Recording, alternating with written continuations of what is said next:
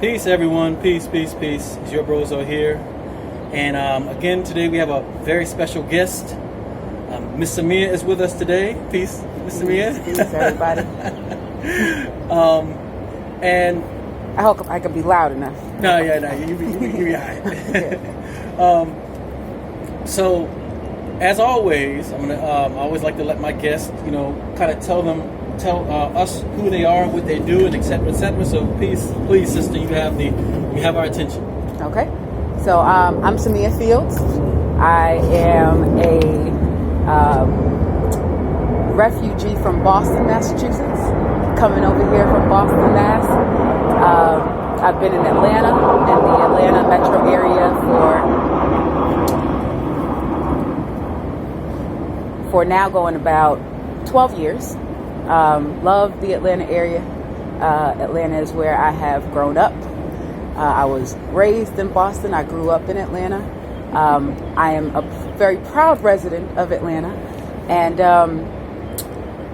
just somebody who really cares about my community. Someone who really cares about the people in my community and the services that go on in my community. I don't really know what else to spin in that. When it comes to talking about myself, I can't go on forever. But hey, it's all good. It's all good. So growing up in Boston, because I grew up in Maryland, and so it's a little bit more up north, which is obviously it's a lot different than down south, as you know. Very different. Different mindset, different, a whole bunch of things are different. Yeah. What were your biggest differences that you think you've seen from up north to down south, like Atlanta? The overt racism. Yeah. I think everybody. How did I know you were going to say that? Yeah. Some people are surprised by it, and some people are like, "Oh, definitely." The overt racism. I think that in the South, I can't even say it's in your face. Like, I feel like it's there, definitely. You see it with the flags and the representation in the South, but you feel it in the North. Coming from Boston, Boston's brutal, man. Yeah. It's a Commonwealth state. Whew. It's the First Circuit Court, which means that it's the foundation of the laws and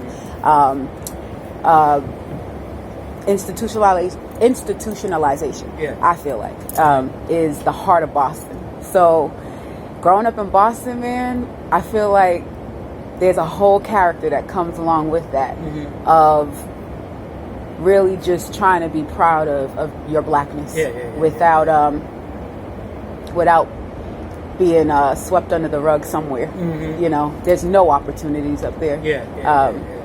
So that's the biggest thing for me, is to see the how racist Boston is. For real. I agree.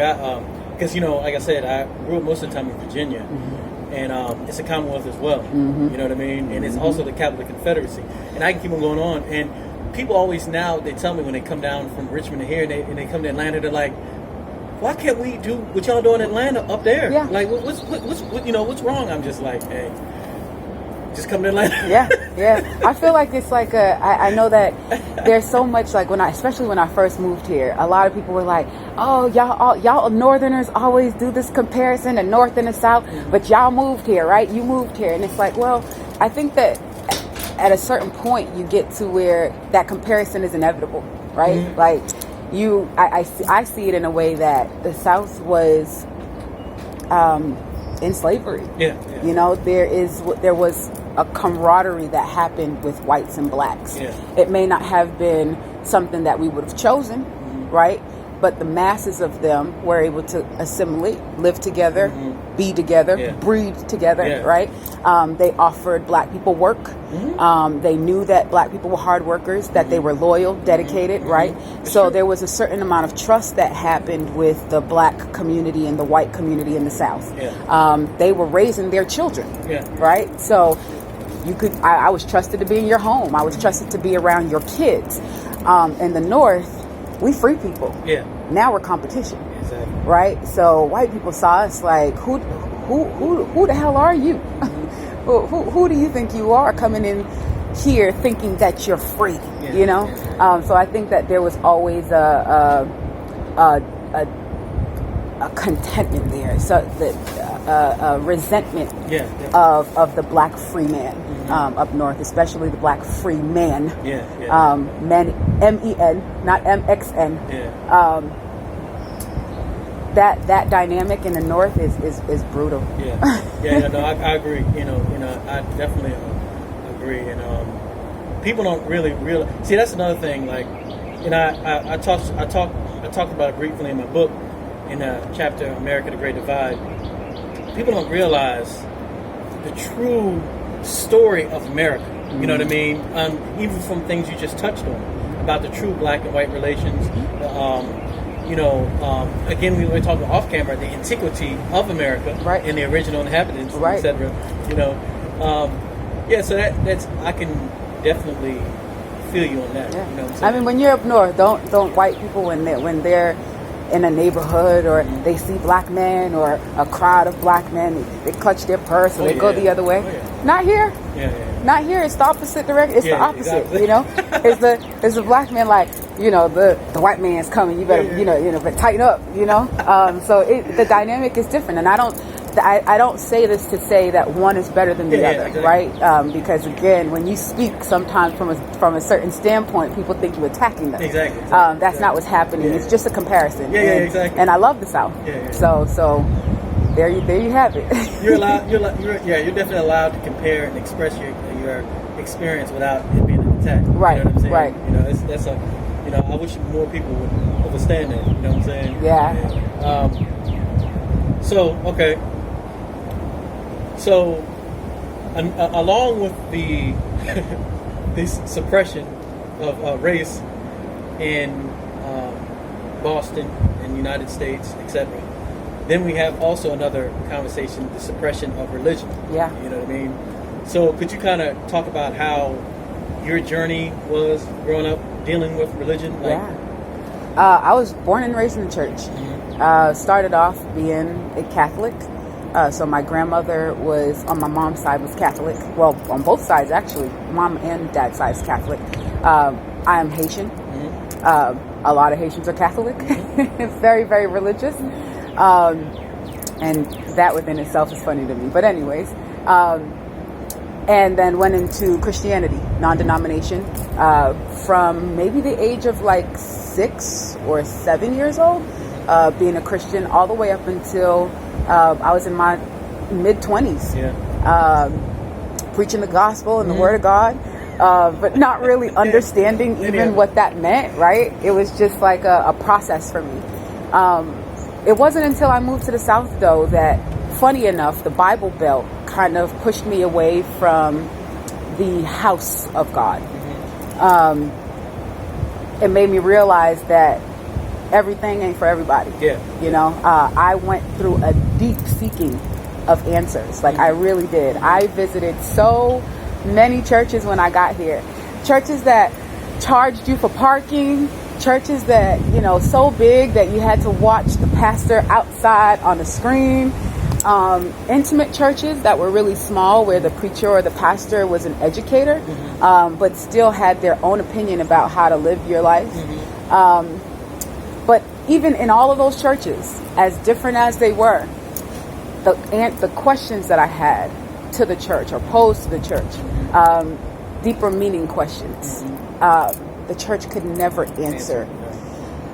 And it's not even like a blatant, like, I don't know. It's more like, you defiant little wench.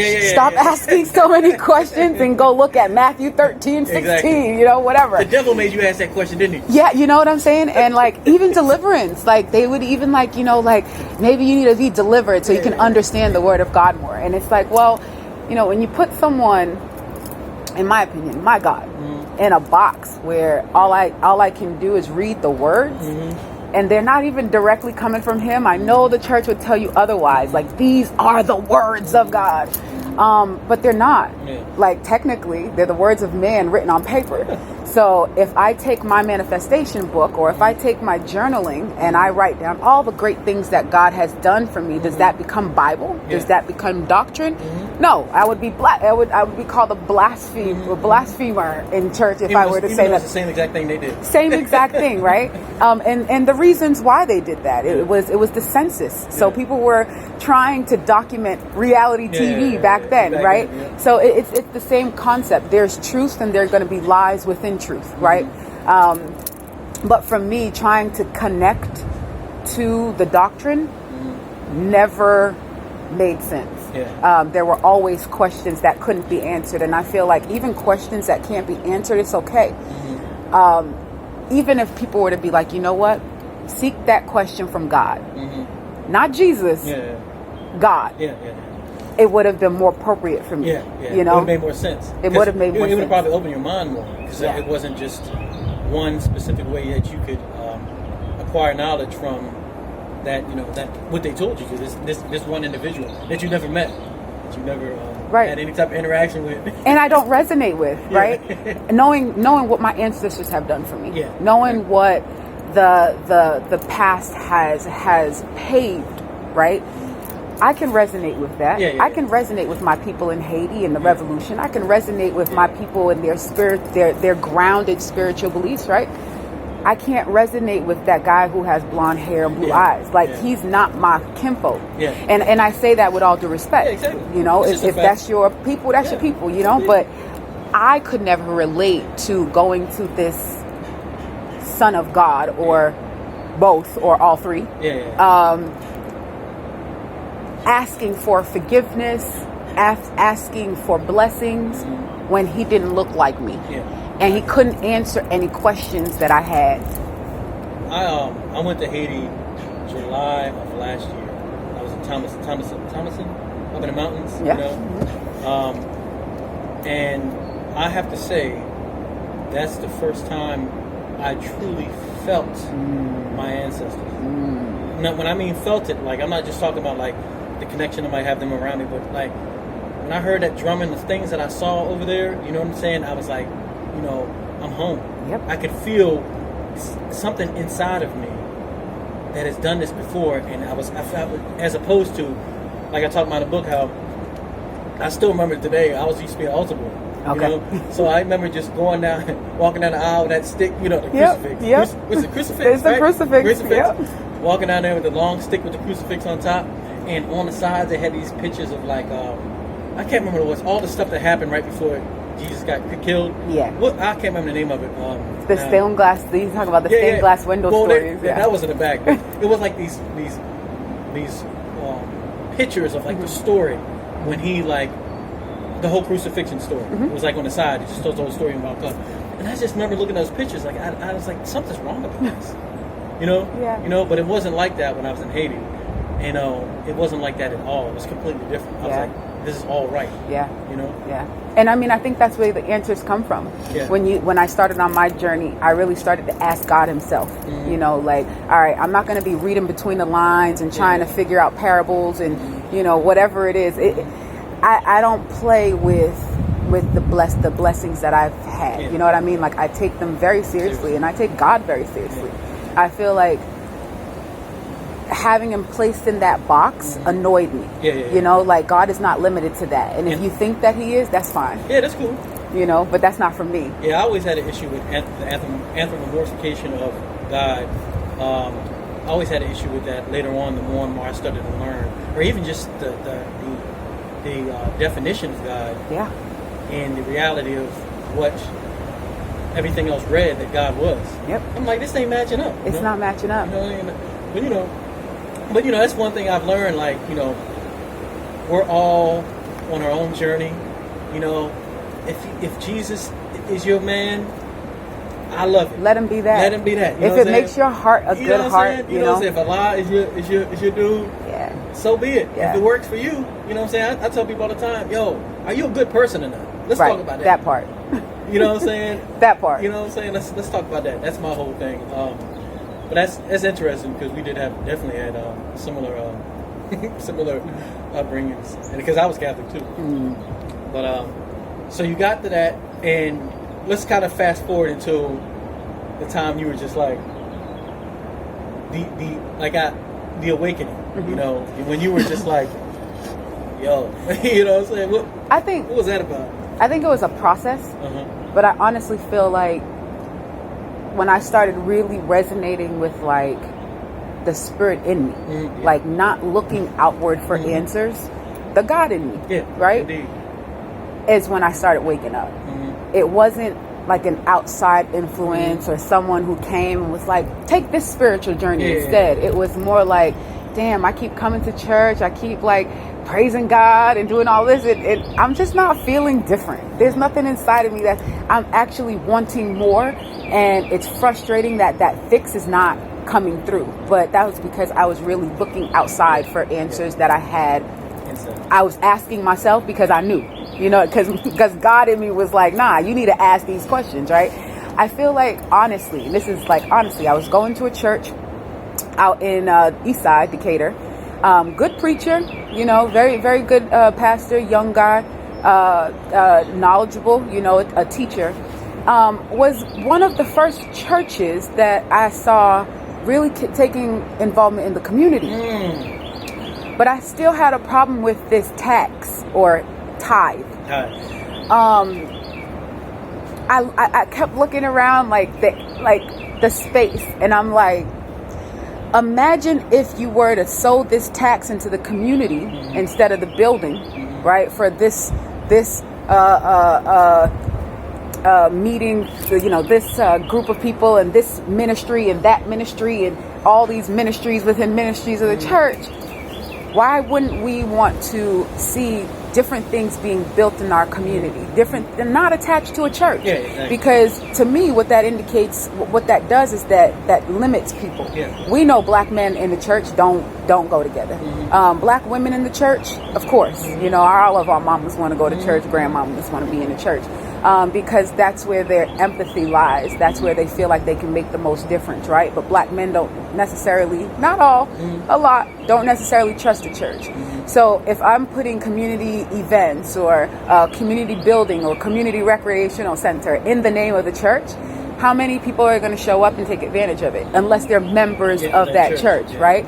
So I felt like, again, I'm just like, what is the church sowing back into the community outside of doctrine and whatever else they want to sow into their community? What is next? Seeing that and not having an answer for that and going back to all the churches that I visited, I was like, nah, yo, something ain't right. Because there are people, spiritual leaders that I know that are not in any church, that are literally doing the grounds work, that are taking money from their pockets that they don't even have and are sowing into their communities to see their communities do better, whether it's in the name of Jesus or not. You know, so seeing that part of things and my experience coupled with my experience in the church, I was like, yeah, nah, this is something different. I gotta go. You know, it's interesting because, you know, right before, you know, off camera, we were coming here, we were talking about how, you know, there's a certain there's a certain mindset, and religion is a part of it, in which, again, the box. There's certain characteristics, a certain mindset that comes with that box. And that box will not, it's not a part of truly, I would say, even truly being a Christian, trying to help your fellow man and etc. Taking that. Now, some, like, as we know, some people do that in the community. You know, we do know that. You know, so shout out to all the truth people, but a lot of people just don't take all those resources and help. And I think it's just part of the system that they put in. You know, so, you know, it's like, if you would, please elaborate on that. I mean, it's true. But when you're living by the rules or regulations of the system, especially because of how you get your money, instead of preaching a true thing, like, look, y'all, to maintain this building, it takes $250,000 a year. Okay, we need y'all to help us with that $250,000 because we're a nonprofit. We don't get paid off of the things that normal people would get paid. Our paychecks come from X, Y, and Z. Don't be fooled. They get a paycheck. They have to get a paycheck. They're employees of the church, right? So sewing into the church or sewing into the building is really just that. It's paying bills. If the congregation were to say, or if the church were to say, and I said this like before, like after I left the church, I was like, wouldn't it be something if the church said, we want you guys to tithe into church so that at the end of the year, all of your tithings was in an account, a savings account for you. And after you tithe for 1 year, you can see how much you could have saved in 1 year, but we're going to give that back to you. So secretly, we've put it in an account for each and every one of our members so that whatever you've tithed, whatever that 10% is, at the end of the year, you're going to get your tax refund back. Right? And that would continue to bring a community that would sustain, right? Exactly. Because you're sowing into yourself. Not just that, you're sowing into community. You're not taking from something and not giving it back, right? So when I tithe, what do I get? What do I get? Okay, I get a great preacher and some nice seats and a building that looks great that's only used on Sundays and maybe Wednesdays. So 2 times out of the week. And I make $10 an hour. I'm an avid church member. I sow into the church on Saturdays, on Wednesdays, and on Sunday, right? So I'm giving my 10% on each, and what am I getting back? When you look at it that way, and then you go and ask the questions, and you still don't get a response, to me it tells me that it's a business. Yeah, exactly. And when spirituality or someone's spiritual journey starts to feel like a business investment versus a spiritual investment, you got to take a step back and start asking questions. So in that, I just say, we put a lot of time and energy and effort into praising God and bringing our woes and our sins and our sorrows and burdens to God, right? But what part of the church is uplifting the community in such a way that it can transition the community? Transition an entire community. Think about Creflo Dollar. If you can come in on your jet and you're right smack dab in the hood, what does that look like? But the members don't see it, because they continue to go and get the word of God. But I can get the word of God right here. And it costs me nothing. And we ain't got to tithe for this space. Maybe we can give it to the city planning committee, so that they can continue to clean it up. But outside of that, what would it cost me to be able to hear the word of God? So, just all of those things combined into one just made me step back and say, there are 7,000 churches in one community, in the one black community. If you go to the suburbs, do you see that many churches? Why is that?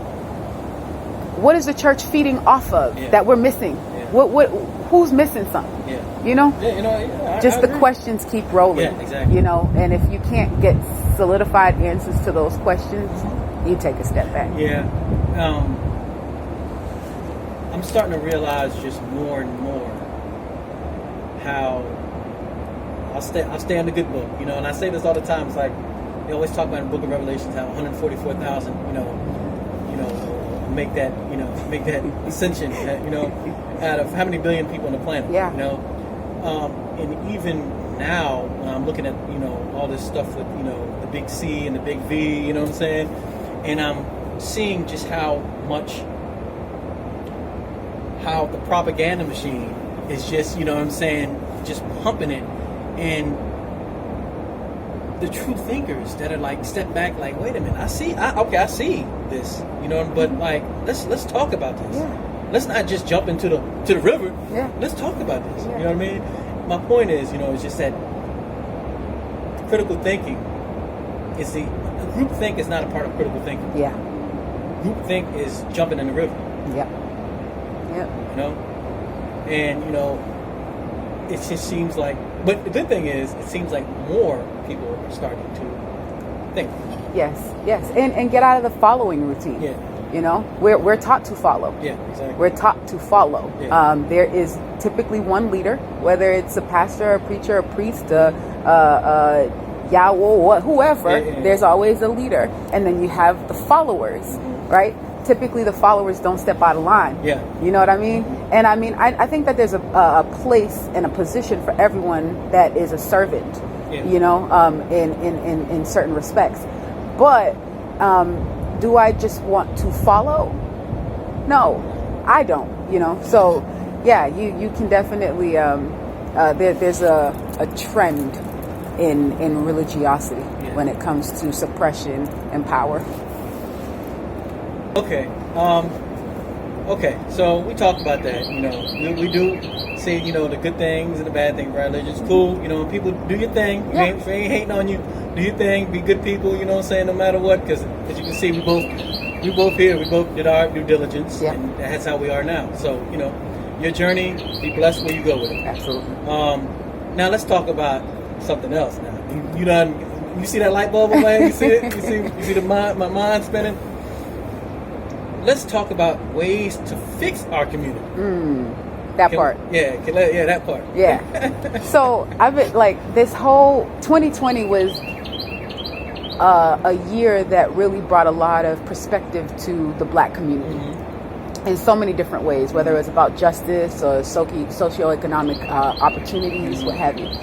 And in thinking it is like, you know, you have this rising of Black power, and you have this rising of Black excellence and all of that. But I think that, you know, slowly but surely we're getting to a space where we're understanding more, overstanding a lot more. But I think that there is a lot of education that the Black community needs.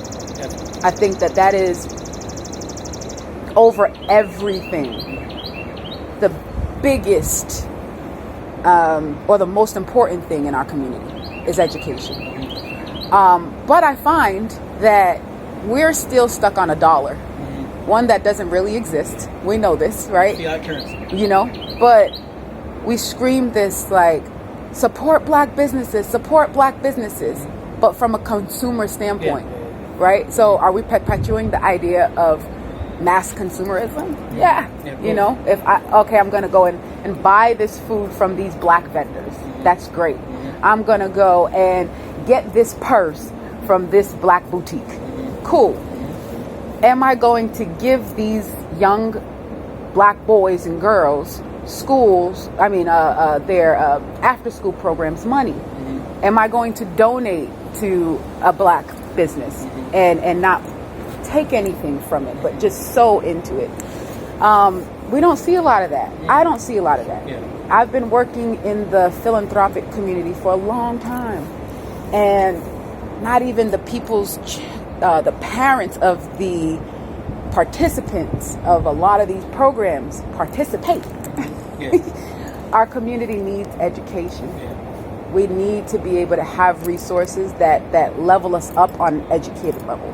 We can talk about cryptocurrency and investments and, you know, ways to get a business. You need to be an entrepreneur. You need education, wherever that stems from. I don't mean institutionalized education either, right? Being street smart sometimes is all the is a lot of the education that you need. When I say that, I just mean a mindset that is free from preconceived notions or preconceived thought, elevated in a way that it can absorb and really retain, right?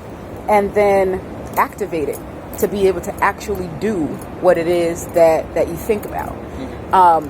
We don't put a lot into action when it comes to our thought processes. It goes from like 0 to 100 without any process in between. And a lot of that is just because we've been always guided, not with our own thoughts. We've been guided, you know, nah, Black people do this, do this. Nah, you're supposed to do this, whether it's parents, schools, teachers, whatever. So when you don't think for yourself for so long, you know, you lose it. Education helps you think for yourself. You know, seeking knowledge on your own helps you think for yourself. And then you can determine what you want to do with that. Right knowledge. You know, so I think that when the Black community is truly educated, and again, not on the smallest things, but core education, we would start really having something. I agree. Yeah. Now, I agree 100%. So it seems like a reset, because a lot of us, like you said, we're waking up. We start even when it comes to finance, everything you're talking economics. Because like I didn't, I'll be straight up. I didn't even really get. The only way I learned about stocks and all that stuff is because when I was working at AT&T back in the day, our job was so we didn't have a lot of work, so a lot of times we had downtime. So I went on YouTube. That's where I learned how to fix my credit. That's where I learned all these different things. I was just on YouTube 6 hours a day like this. I learned all that stuff. Yeah. If nobody before that would have taught me to do that, I had to do it myself. Yeah. So now it's a generation in which there's so much information out that there's no excuse. Yeah. For you not to do anything when it comes to economics. I mean anything. Yeah. At least you have the knowledge there for, or even everything that goes along with the mentors. Everything that can assist you with that. There's no excuse now. Yeah. But we do have to be educated though. Yeah. Because my comprehension and your level of comprehension may be a whole lot different than a lot of people that I work with in the community. Yeah. Right. And so whether you're giving them the tools for investing or banking and things like that, do they have the coping skills to, when they get that money, know what to do with it? Yeah. Are they going to teach their children the same? Exactly. Or do they even have a relationship with their families that they can spread the word so that it becomes something generational, right? Again, there has to be a foundation somewhere first before you put anything on top of something. And I feel like right now, we have the grassroots people, that do their thing, but don't get a lot of support. They're not getting the likes and the subscribes and the things like that on the same level as, or the same respect as somebody who's teaching cryptocurrency or teaching investments or saying, how to be a millionaire in 3 days, right? Like that's what attracts our community, money. Right? But when we get there, then what? Yeah. Or what do we do with it? Do I continue to buy purses and shoes and sneakers and say, I'm helping because I got it from a black vendor? You know what I mean? It's a whole new level. It's a whole new dimension of economics, and economics infusing it in the community with the knowledge. Yes. And it's got to come twofold, but you also have to have people who are willing to do things for free. And I don't say that don't get your money, don't get your bag. But to actually support the community. So I posed the question the other day to a friend of mine, and I was like, really, are we supporting the black community or are we supporting the black businesses?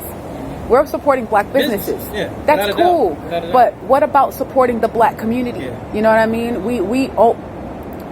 We have a tendency to support the black community on a large scale when there's tragedy. But when everybody's leveling up, are we still supporting the black community? Are we going to the commissioner's offices or going in front of our board of commissioners and asking, why isn't this park still paved? Because my kids don't have any place to go and ride their bike. There's a light here. White people do it. All right. So this is a question, because we've been in Atlanta a while. We see all these suburbs, all these nice communities, $500,000 houses, and they're all black, right?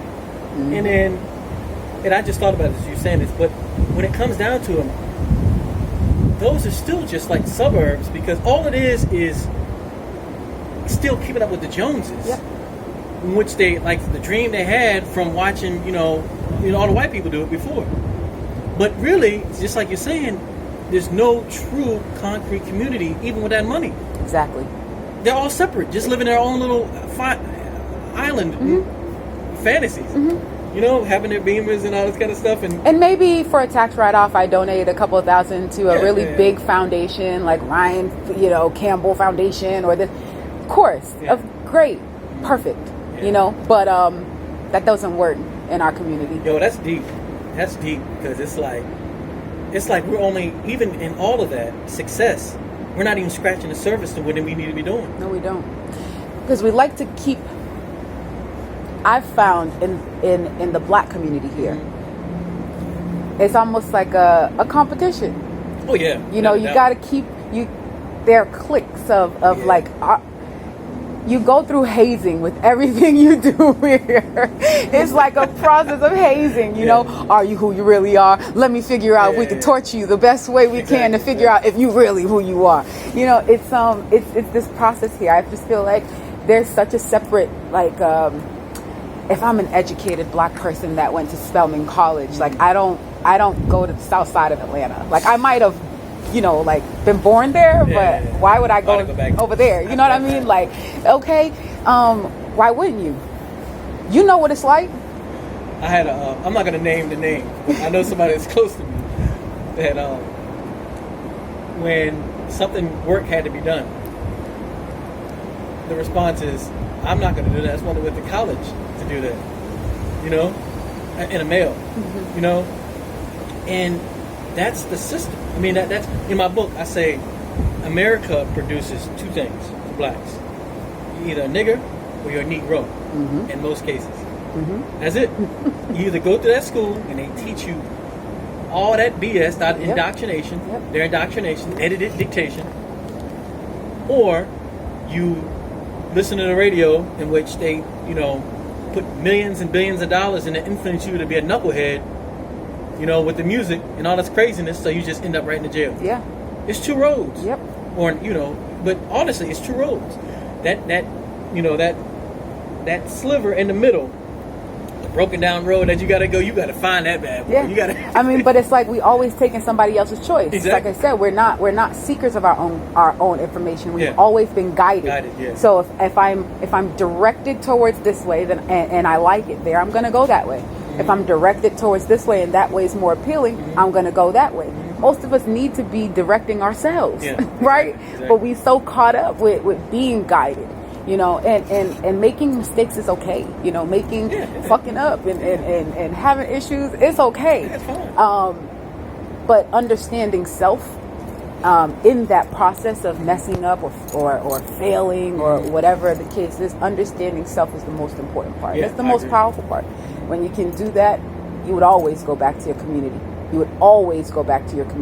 Right now, people got identity crisis. They living in this. Oh, I'm so black, but I am definitely rocking all the Louis Vuitton that I can. That person does not help you or your community. You know, because I think about all the time, like, you know, like I got a whole chapter in a book called Blackwallstreet. But can you imagine the mindset that those people back then, because it was community back then, you know. And I've heard of questions, people saying, "Oh, we should do segregation today. You know, segregation be better for blacks." How is it any better if you're still thinking like the white man and white woman? Exactly. It would be no different. There is no different. It's no different. And honestly, even in communities like you said, with the suburban black communities, you know, they obviously, and a lot of them, even over there in Cascade, right? Big suburban black communities over there, lots of money, right? Money. Okay, but they're not with the white folk. A lot of them are older. They've owed money. They've been investors or whatever. They got that money for a long time. They refuse to go and assimilate with white folk. They'll tell you that in a heartbeat. I don't go. It's to Stone Mountain. No, I don't do that. Coming? No, I don't do that. Right? They stay within their community. They buy within their community, but then they still separate themselves. Yeah, it's true. It's true. Yeah, no, that's a very good point that people really need to realize. It's like this is truly the beginning, honestly, of merging that segregation and putting it in a correct way with finances to build community. Yes. That's the next step. That is it. You know? That is it. Because once finances and community come together, then there's no stopping anything. It becomes sustainable at that point. Because, exactly. And out of that, a lot of the issues we're dealing with, police brutality, all this stuff goes away. Yes, it does. Because, like I said, I stay in the deck, even when I was in Atlanta here, I played baseball with the Atlanta police team. You know what I'm saying? But, I didn't have an issue with them because, I talked to them dudes, most of them black. But, I mean, they just like me. You know what I'm saying? I drive around in Decatur. I ain't worried about getting... the way I used to get harassed in Virginia, compared to here in Atlanta. Yeah. You know, I got pulled over in Atlanta because I just got a new car recently. I got pulled over and the cop was like, "This your car?" I was like, "Yeah, I just got it." He said, "Your brake light's out." I said, "It is?" You know, and anyway, the exchange was maybe 2 minutes and 30 seconds. You know, yeah. They would have you already know Boston. You would have caught hell. Virginia, you would have for been no like, reason. For no reason whatsoever. No, but your car's getting searched and all types of stuff. Yeah, but my point is that with everything you're talking about, that's a non-issue. Yeah. You know? Another conversation that I had with a friend, I said, we need to be gentrifying our own community. Yeah. All gentrification, it doesn't mean that white people take over. Yeah. It does in essence, but it doesn't. It just means that you're adding value to the things that are around in that area, and it becomes a high demand, right? What if we were gentrifying our own? You know, like a friend of mine was talking about. You know, she's a new homeowner and she's dead smack in the hood. Beautiful home. It's gentrifying over there, but her block is not so gentrified yet, right? And she's like, you know, I be at these committee meetings and I go to my commissioners meetings and all of that, and I don't see nobody. And I'm like, this is what it is. Why aren't we willing to actually support the black community? It's not enough for us to just be black. Okay, I'm black right here, minding my black-owned business. No, if you really want to level up, if you really have issues of crime, police brutality, when it's necessary, I guess when somebody dies. If somebody don't die and all those people who are not on tape, what about them? You know, it continues. Those cycles continue. Opportunities. School. Decatur has some of the worst outcomes and graduation rates in Atlanta. Okay? I can see that. You know what I mean? We're talking about, like, why is that? Why do these people get so much funding and these people don't? Or do these people have the opportunity to get funding and they just don't? You know what I mean? What is that? We need to be investing in our communities. Okay. Bringing in resources. So let's talk about this now. Could you talk about personally ways that you know we can make change? Yeah. So I'm a professional grants professional. Okay. I don't even like to say that. That's a component of what I do. But in essence, what I work for is I work for government agencies, for the most part, to get funding into community initiatives. Unfortunately, and I'm going to say unfortunately because I feel like there's a one-up when it comes to working with any government sector. They've got the capital to do whatever they want. They're the ones who get all the money. They have the financial backing, and then they have their clear initiatives written out. So typically what happens is a government sector has an initiative that's trickled down from the government or the federal government and says, look, we need some people that's going to be able to take care of this problem. Who can do it? They get this money and they funnel it to the people who can do it. When you have ties or vendor contracts with the government, they can pick and choose whoever they want to do it, right? So I say unfortunately because there's not a whole lot of free reign when it comes to who's getting money, how much, and how appropriate it is for our community. When I started being in the grants field or in the field of getting grant funding for our communities, I realized that we weren't getting the best. We were getting the least and the most inexpensive. Whatever quality could stretch is what was feeding community or government funded community initiatives, community projects, community programs. Going in, I looked to change that, and I did. I brought a new aspect of it. I graduated in my undergrad in psychology, so understanding, of course, the brain and human behavior, and then went into forensic psychology as my graduate program to understand more in depth social justice, criminal justice, all of these institutionalized things on a on a much more intricate level. Forensics, people think like dead bodies and things like that, but it really just means any form of that science, any form of a science that is applied to the justice system. Oh, okay. So it really could be all components or any component of the justice system. I decided to go into consulting, so forensic psychology with the concentration of consulting. And what that meant was really understanding the dynamics of policy and how those dynamics of policy or what's written in policy affect initiatives in our communities. When you look at it on that aspect, and then see how much funding is being funneled through. So let's say it's an initiative to decrease the amount of bodies that are in a juvenile justice system, right? How do we actually do that? And when we do that, will it sustain? So will we have a plight of all of these people coming out of jail and then a new policy comes and puts them all back in, right? Or do we actually find ways to be able to fix a problem or determine a problem, identify it, and then find impactful solutions to help fix that problem? Creative ways in getting money and then applying it to the most important parts of what we struggle with is what I do. And I bring a psychology or behavioral background to that to say, okay, I can actually analyze not just what we need, but how we need it to be delivered specifically to get the best outcomes. So I've worked with researchers, I've worked with politicians, I've worked with schools, I've worked with, mental health facilities, prisons, you name it, for partnerships. Getting people to believe in a cause and to say, okay, if you do a little bit of this and we do a little bit of this, can we help each other? I scratch your back, you scratch mine.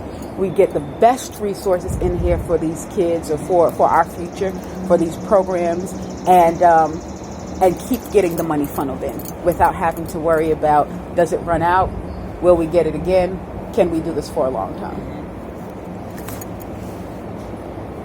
I know that was a mouthful. No, but it makes sense. Again, it's like there has to still be a foundation. Yeah. And in that foundation, we keep on talking about, it needs to have a mind like yours and other individuals like you to lay the brick and mortar, to lay it. I mean, because once you truly think about all of that from that regard and have an outlook, an inside outlook at it, you're gonna have better success. Yeah. Once it's implemented. Yeah. And I think again, I don't mind working in the government sector because I have been able to make a difference with bringing millions of dollars into certain counties for various programs the right way. Not the skimpy way, but the right way, and seeing the numbers change in regards to like the success rate. It has to be a good feeling. Very, very good feeling, And then, fighting against the system is a thing within itself. You'd be surprised who you're fighting against and why. There's always a picture and then the actual thing. So really getting programming and resources that matter into these communities is important. But bringing it back to the community members. So the government, they have an agenda, right? Not to say it's a bad agenda, but it's an agenda. We have this cause, we have this issue, we need to be able to solve it, we need people to put in there to solve it. But what about the nonprofits that are not attached to government sector, right? What about the philanthropists and activists that are on the ground, that are trying to raise money, that are trying to do aftercare programs, mentoring programs, art programs for our community, that don't see no money coming from the community, that don't see donations, that don't see themselves retweeted or reposted or re-IG'd on the stories that they're doing great things in the community. Nobody's going to these events, not even the parents, okay? Not even the people who are supposed to be involved with the particulars that are involved in the programs are not even supporting. So these people are taking from their own pockets to feed our children, taking from their own pockets to feed the homeless, sponsoring or trying to sponsor their own clients in substance abuse, fixing up basements so that they can house people that are homeless or have just been let out of jail and don't have any opportunities, right? People are actually sacrificing on a day-to-day basis to really try to help their community, like one person at a time. When we know for a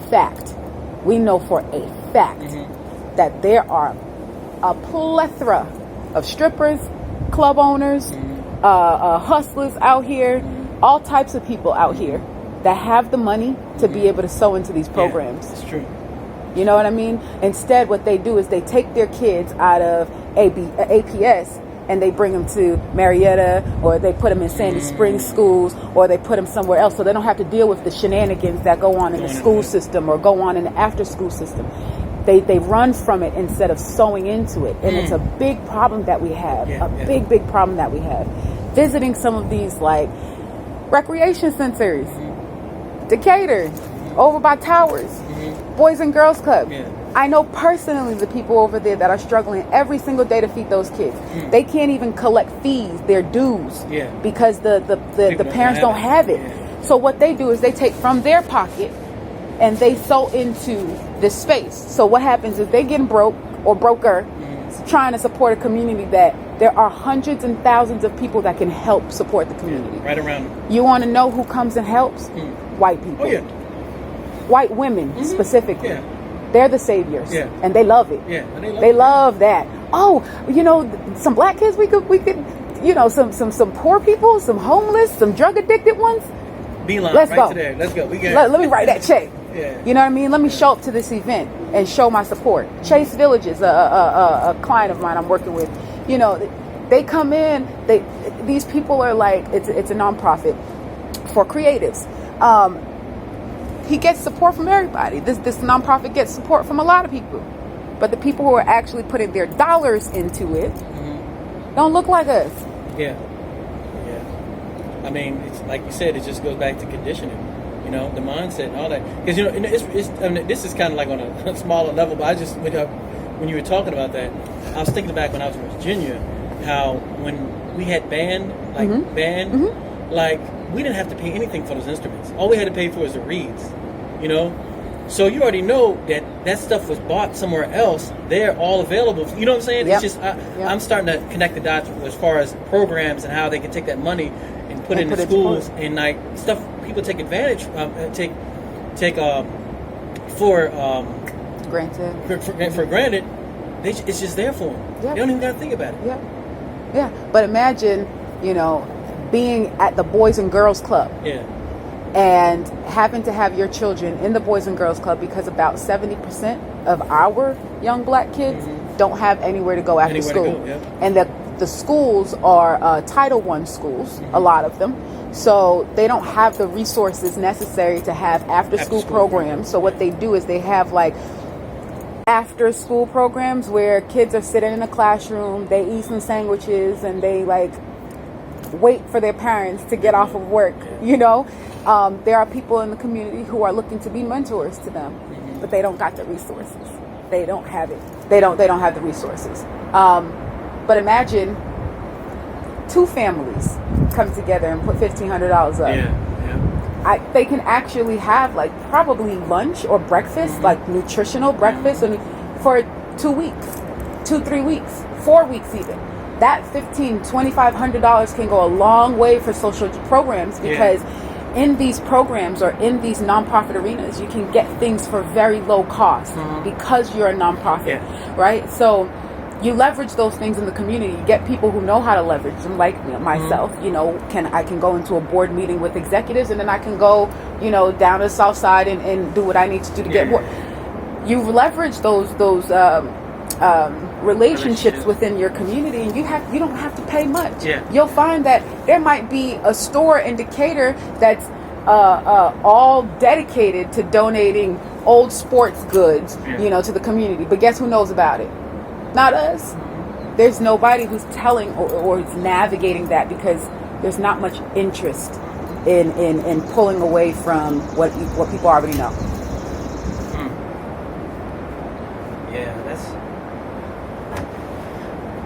That's heavy, sister. So, what I can't remember because you're going to be speaking at Sadiq's Bistro as well. I am. Right? Yeah. Is that I can't remember? Is it 10th or 11th? You remember? The 11th, I think. The 11th, yes. and you're going on.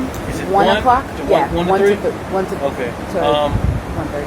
So, go ahead and tell the people, you know what I'm saying, where they could reach you. I'm going to put it in your description and everything so you know they know where to get you. So my website is still under construction. I own a consulting agency that specifically does 3 things. So, community solutions.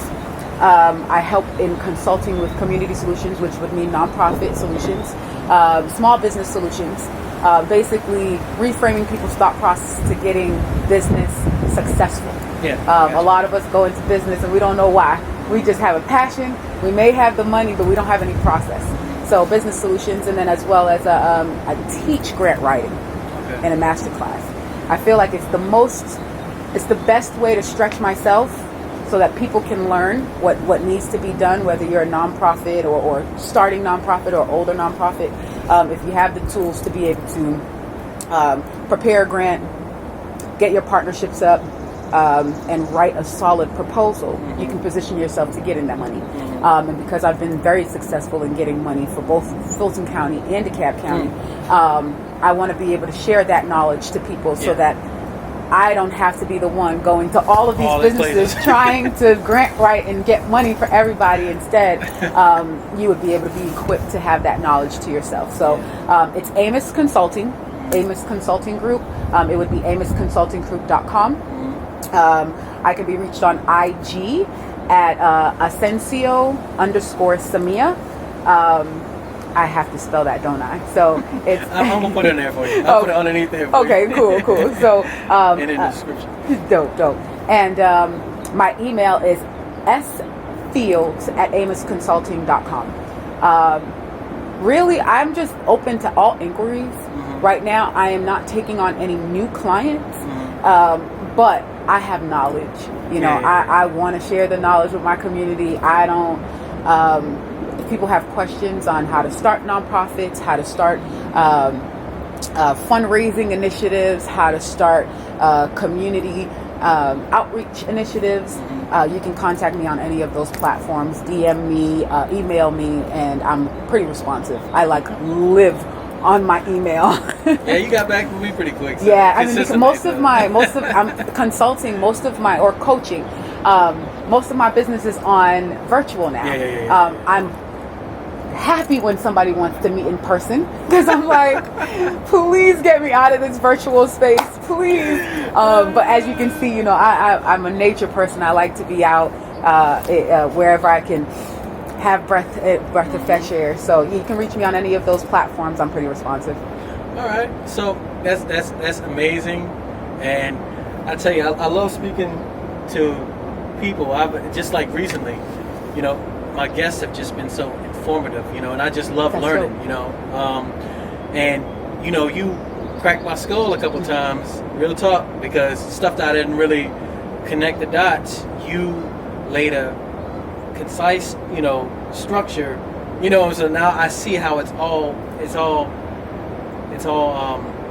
solutions. Yeah. Solutions we need to really help that community. Yeah. And it starts with the foundation, and that comes with the right knowledge, like you were saying earlier. Yeah. And it's not hard. Yeah. It's not hard. Like, it really, when you say like one person at a time, like, that's BS. Yeah. We could actually, small amounts of money can help groups of people at a time. You know what I mean? And if we can really just start supporting the Black community and get off this consumer, thing that we have, this idea that we have to consume to be better, to be successful. I want to see my community be successful without having that mass consumption. It's literally and I might have just titled it as Black Consumerism versus the Black community. Yeah. That's the struggle. That's the battle. That's really what it is. Yeah. We got to get out of that mindset. Yeah, we got to. We look good regardless. We don't need. I know, you know what I mean? We swaggy anyway. We slick anyway. I'm saying it's true. We are swaggy anyway, regardless of what we have. Yeah, that's the truth. So if you even look at some of those, you have those comparisons to old African Kenyans and things like that, to the hair braiding and all this, right? The jewelry wearing. The gold, They didn't have those cars and all that money and stuff. They were swaggy though, right? They made those things. They created their own art pieces and were still swaggy. We can do that without having to, again, perpetuate consumerism, mass consumerism. It's interesting because even in what we're talking about now, it's still a part of the awakening that we talked about originally. It's that awakening will lead you to the mindset we're talking about now. Yeah. Because if you're still stuck in that, with dealing with Pastor Pork Chop and Deacon Do Wrong, you're gonna stay, you're gonna stay in that mindset. Yeah. You know what I'm saying? Yeah. But if you truly come aware and awake, you know what I mean, and you see that we need each other to get across the river, and that's it. Yeah. That's it. Yep. We don't need 17 boats. No. That all got rims on them. We don't. Mm-mm. We need 3 boats. Mm-hmm. We need 3 ships. 3 ships. Take all 20,000 of those boats that got rims, and we need 3 ships. And those 3 ships can get the work done, I promise. Yes, I agree. Woo! Man. I might go jump on the river after this. After this conversation. But yeah, I guess that's it. I don't want to talk a little more because I know you're going to be building on the 11th. Yes. Okay, yes. So it was a pleasure, Miss Samia. Likewise, you know what I'm saying? It was a pleasure speaking to you, and this is great. I can't wait to see what you got on the 11th. Yeah. I'll be speaking candidly. So yeah. So, all right, my sister. It was a blessing having you on. Thank you very, you know what I'm saying?